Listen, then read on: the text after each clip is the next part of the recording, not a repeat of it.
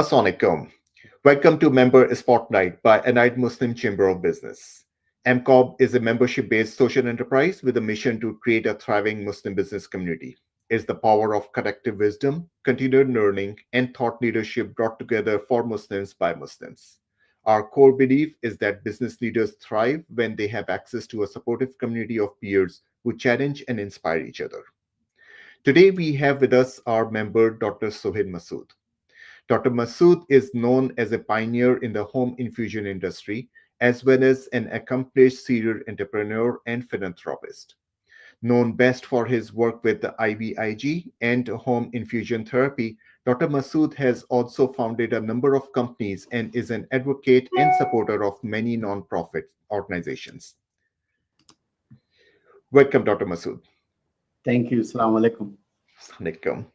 Thank you for being here and part of this journey with AMCOB. I really appreciate your support and presence. Please share with us your journey, how you started and how you got to where you are today.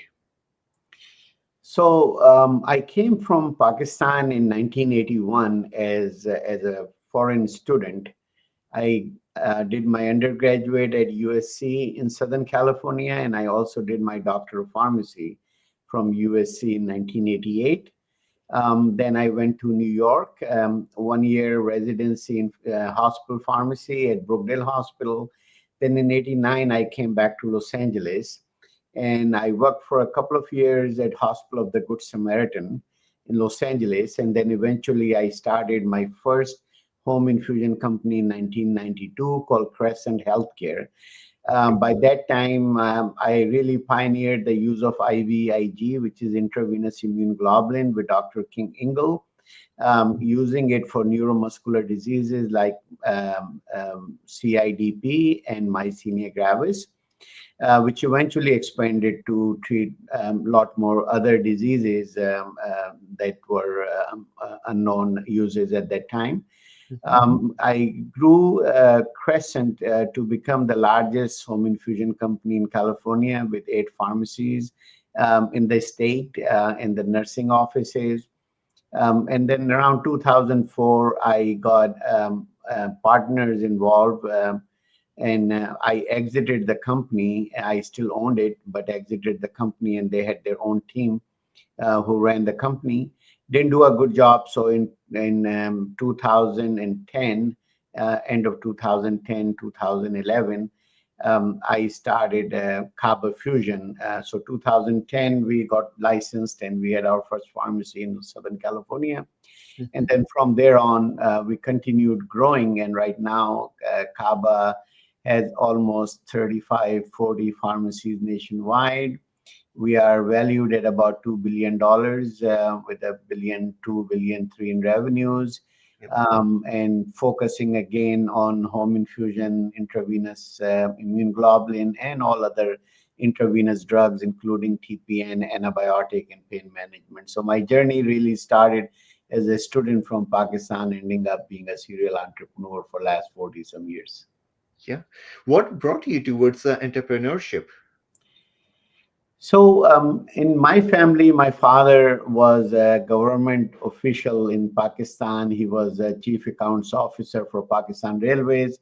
He died very young in 1969. And nobody else really is an entrepreneur in our family. Nobody is really in truly business in a sense of businessman. Most of the family members are accountants or some other professions. For me to become an entrepreneur was really started as something that I felt that I had to do, because when I was working at Hospital of the Good Samaritan and I saw the uses of IVIG and how beneficial it was, there was a pushback from the hospital. They didn't want to grow it, and they were really restricting me from doing it. So my wife, Mona, who is also a pharmacist, she's from Syria, we decided that she will continue working and I will go start our first company. So the goal was really making sure that that niche that we found and the profession of home infusion was really just starting at that time. in the mid 80s because of HIV/AIDS. That was really the driving force behind home infusion industry to grow. I knew and I could sense it that there was a potential for it. There was a true benefit from IVIG, and that if I really didn't take the ball and run with it, then it will really not become standard treatment for those neuromuscular diseases. So really, the goal was more clinically oriented rather than financially oriented. I really didn't have any clue where we will end up financially. I had a 5-year projection, and as a matter of fact, we beat all the 5-year projections by multiple times. So financially, we did really well, but my emotional satisfaction came from knowing that what we are doing is changing human lives. So I was very proud of that part. And Mona worked for another pharmacy for a year. Then she came and she joined me at Crescent, and we started the company. Okay. What are the of course, you have like 40 years of experience in running different companies or being part of different companies. What are the lessons that you learned? What would you tell your like when you were starting Crescent? If you look at it now, what would you tell yourself at that time?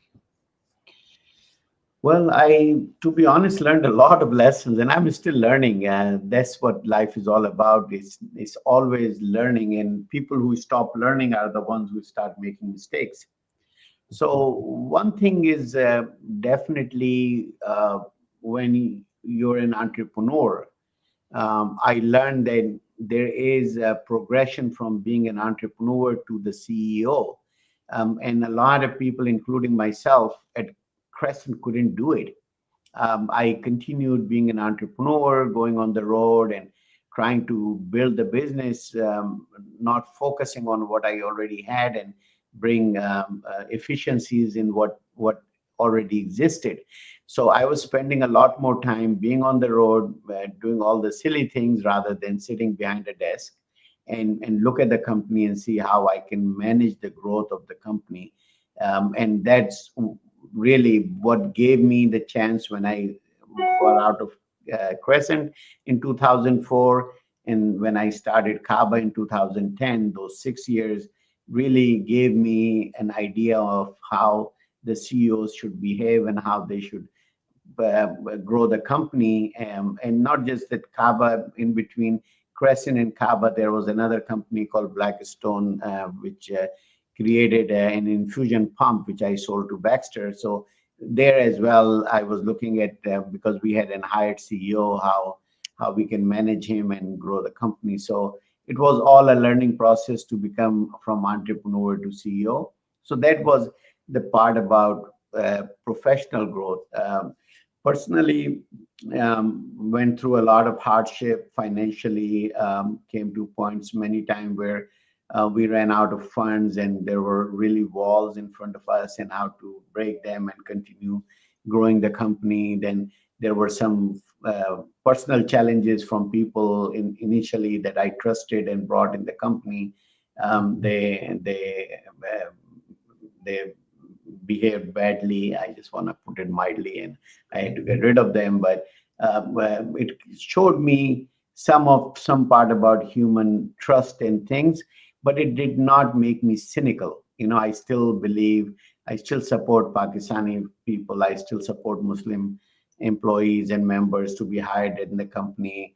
I never put the bad experiences from early days of Crescent at Kaba, and I don't penalize, I don't judge people, I don't look at ethnicities and religions as a major factor.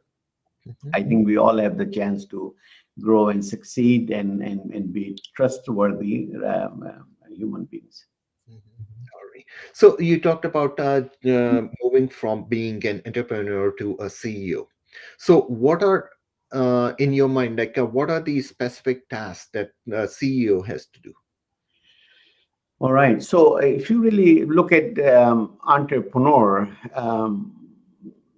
most of the time they build a company and they run out of energy. Energy is the biggest factor because Human beings have so many days and so many hours in a day, so many days in a month, and their bodies can just do so much. And if you start abusing your bodies and do things that can be done by other people, like being an entrepreneur, you want to do everything yourself. You think that you can do better than anybody else, and that really kind of put you in a way that, for example, at Crescent, I was really the main sales and marketing guy for my company. So I'm always on the road, going to Kentucky, going to New York, going to Arizona, traveling within California itself. It was just a lot of miles on the road. And what it did was I was forgetting that I have at that time maybe 500, 600 employees working for the company. And I really was not nurturing and growing the second tier of managers that could take over most of the issues I had. Means I'm going to go see a doctor who may give me only 2 or 3 or 4 referrals a year, wasting my time there, whereas I could be sitting behind my desk and do a lot more than getting those 4 new referrals in the company. So that's what the problem with entrepreneurs is. Secondly, entrepreneurs are always focused on growth. They're not really looking at what can be done within the company to improve the profit margins, what is really not going right. We are in the healthcare industry where collecting our money is really post our delivery of services. It's not like a cash basis, you provide services, you get paid right away. The insurance companies will take months and months to pay you. So I really never sat down behind the desk and say, okay, if we do this and if we do that, we can improve our collections, we can do many different things in the company. So a lot of time, the CEOs, the good CEOs, like now I do, is sitting down behind the desk and I say, Mr. So-and-so, you do this, and so you do that. Oh, there's a new company that can be used for billing and collection, and they're based in Pakistan. Why don't we approach them and see if they can provide us better services at cheaper rates? That's something I never thought about at Crescent because I really didn't have time to sit and think. I was always with that rush, going and creating new accounts, and that was more excitement for me. And for me, the management part was menial, and it was, somebody else do it. Why do I need to do it, kind of thing. But I realized that no, I have to do it myself. And eventually, I grew a team of excellent suite managers in my company that now I can take time to do other things and let them run most of the operations in the company. Okay. How much time do you um, over a week? How much time do you uh, get to reflect on what you are doing, and then change your strategy or change the way the company is working? Or what would you advise to people who are running companies that how much time they should take out just to reflect? I believe that at my level, at least 2 or 3 days a week, I should be sitting behind the desk. So even if I need to travel, I cut down on my travels. Before, like every month, I'm in a different state. We had 30 some pharmacies, so I'll go look at them. But then I realized that in this time and age with Zoom and this and that, and other people can travel, why do I need to travel? So for personally, for myself, I need at least 2 days minimum behind the desk, maybe sometimes 3 days. I go through all these processes and everything else. The other 2 days, I am engaging with my managers. We are deciding what to do, not to do with the company, and where we should go for the next 6 months, 12 months, a year, whatever it is. So we continue looking at these things. So at least for me, 2 to 3 days, and I encourage my employees, my managers, the C-suite managers to have at least 2 days behind the desk, just looking at it. Just looking at your org chart, even for example, can tell you where the holes are. And sometimes your second tier, third tier, they may not think like you do. Or, in my case, I always look at every aspect of my company. So I'm looking at sales and I'm saying, why do only have one guy marketing in Maryland? Maryland is big and Virginia is next door, DC. Why don't we have 4 salespeople? So sometimes the lower manager may not be thinking that way, and the growth in a on a much bigger scale. So those are the things when I'm sitting behind the desk and looking at org chart, looking at growth, looking at what my objectives are for the company. The growth that we have sustained in the last 15 years is 25 to 30% year over year.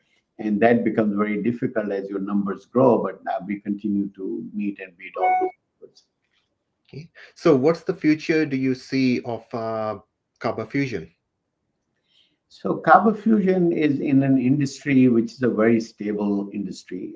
If you look at with all the tariffs that President Trump put, major upheaval in the market. I think $5+ trillion are lost in just a month. But when you look at the home infusion companies who are publicly traded, we are not publicly traded, but Option Care is publicly traded.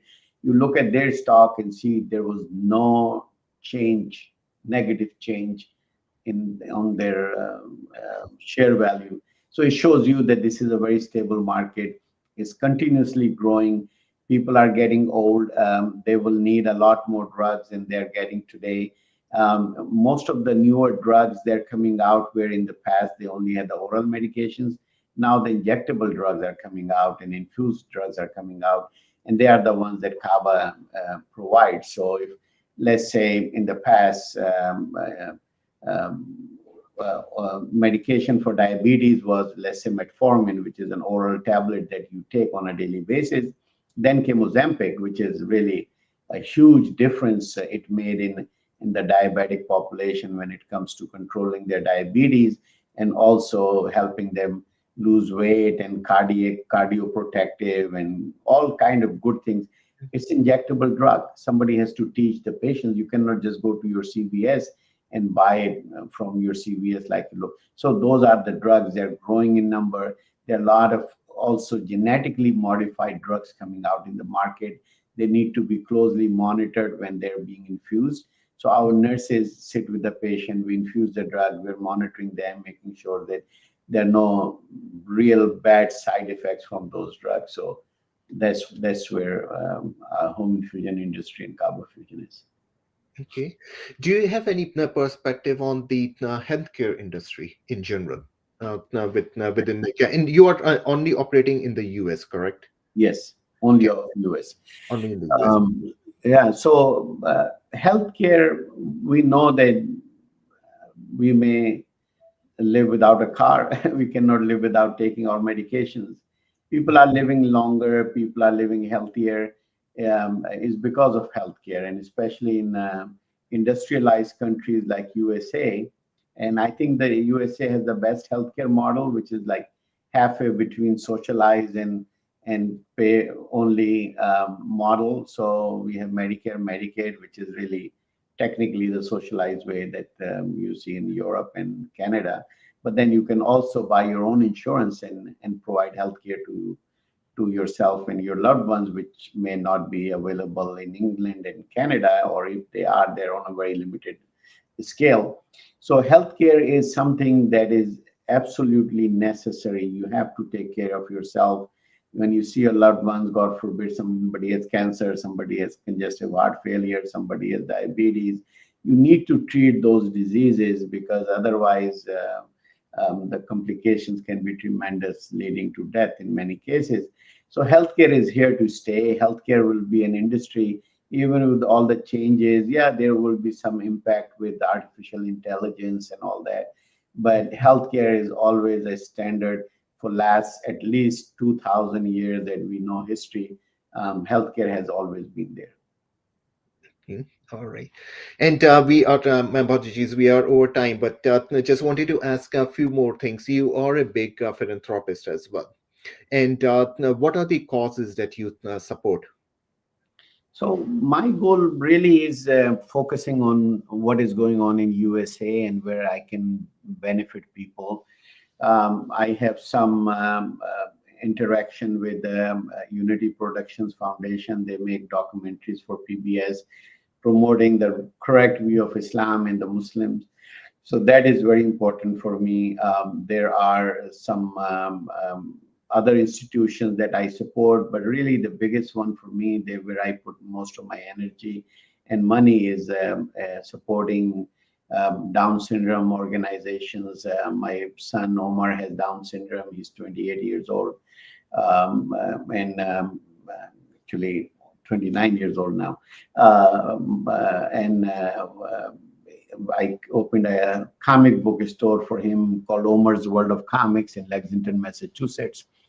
That is really where my passion lies, and we hire people with special needs. We have a program with local high school, Lexington High, where the kids come on a daily basis and they are taught living skills and making pizzas and things, because Umar's World of Comics is not just a comic store. It also has tabletop gaming, PC gaming, and a beautiful bistro where meat is halal, and they use from scratch to the table, so there's nothing frozen. It's all healthy food, but you can get a pizza and cheeseburger and everything else. So I just cherish that and support that, and definitely the Down syndrome organizations, the national organizations, I support them. Okay, all right. Last, I'd like to ask you any advice that you would give to fellow entrepreneurs. Yeah, so one thing that I always did, even when I started my first company, Crescent, I always made time for my family, because at the end of the day, family is what you're working for. And you sometimes people, they are so focused, they're so driven that they want to put each and every moment of the day for the business that they are creating, rather than spending time with your family. There is a day has a lot of hours. We just need to know how we can schedule hours for doing certain different things. So my goal for the entrepreneurs is, number one, they need to make sure that they have a very good business plan. They understand what they want to achieve, and then they go for those goals. Secondly, they need to continue revising their goals, because sometimes the goals need to be revised. And if you're not revising your goals, that's where you become that guy who's constantly running and not really understanding what the goals are. And the last thing again is that the transition between from entrepreneur to a CEO, you still keep that entrepreneur energy and vigor and the soul, but you need to change your mind to think as a CEO and run the company exactly the way the best way possible. And the best way possible is that to be the CEO, because entrepreneur is a leader, Mhm. CEO is a leader, but also manager. So you need to manage people at the end of the day who can do things for you that you are not doing yourself. And because you are entrepreneur, you're running around creating new opportunities for your company. All right. All right. Thank you so much, Dr. Masood, for being with us today and being a member with AMCOB. Really appreciate your participation and your wisdom that you shared today and in the group meetings. And Thank you. inshallah, looking forward to continuing the conversation some other time. All right. Take care. Have a good day. All right. Thank you. You too. Assalamu alaikum.